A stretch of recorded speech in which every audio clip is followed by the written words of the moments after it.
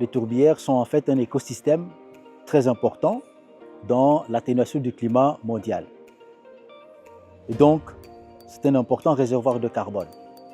Mais on ne devrait pas uniquement se focaliser sur le carbone parce que nous parlons d'un écosystème qui est avant tout une zone de production de moyens de subsistance pour les communautés locales et les peuples autochtones. C'est pour dire que le discours sur la conservation de cet écosystème devra tenir compte aussi des retombées qui peuvent naître pour que les communautés puissent vivre décemment en tant que première conservatrice de cet écosystème.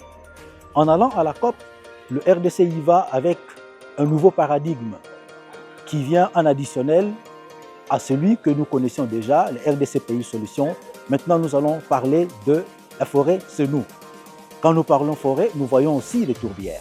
La contribution des tourbières en ce moment consistera à dire que oui, nous avons un important stock de carbone, mais ces milieux sont aussi des zones de production de moyens de subsistance. D'où l'importance de pouvoir identifier les meilleures pistes de valorisation.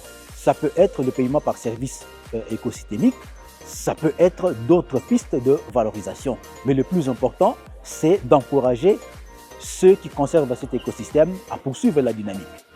Et qu'est-ce qu'on peut retenir en termes de chiffres sur les tourbières de la RDC? En termes de chiffres, en ce qui concerne les tourbières de la RDC, nous sommes à 111 400 km² de superficie dans la cuvette centrale. Mais nous avons d'autres tourbières, par exemple dans le mangrove, pour lesquelles l'évaluation est en train de se poursuivre au laboratoire.